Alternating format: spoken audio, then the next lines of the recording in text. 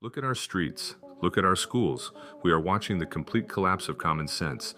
We can't define what a woman is. We can't agree on what a border is. We can't even agree on what is true anymore. You might think this is new, but the Bible predicted this exact moment. The book of Judges describes a time when everyone did what was right in their own eyes. That is the definition of our culture today. This isn't a political problem. It is a cultural suicide. Welcome back to Firm Foundation. Today we expose the cycle of moral anarchy that is destroying the West from the bottom up. In Judges, the people didn't stop being religious. They just started making up their own rules. They created a remixed religion that made them feel good but had no power. Does that sound familiar?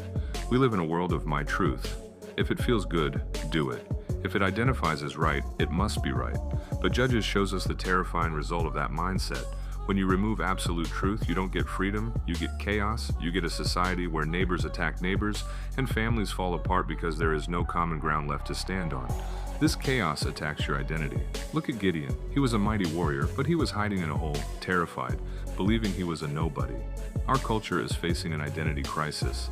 Millions of young people are confused about who they are, what gender they are, and what they were created for.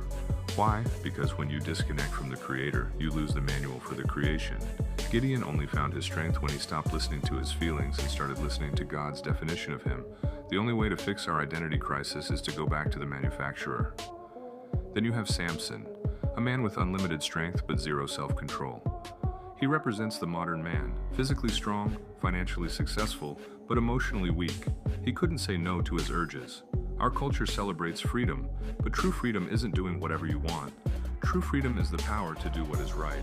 Samson destroyed his future because he built his life on pleasure instead of principle.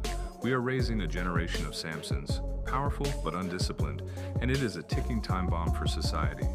The book ends in darkness, but there is a flicker of light. God always keeps a remnant, a group of people who refuse to bow to the culture. You are watching this because you are part of that remnant. You are the families who are deciding to turn off the TV, open the Word, and rebuild the walls of your own home. The culture might be collapsing, but your house can stand firm. The cycle stops with you.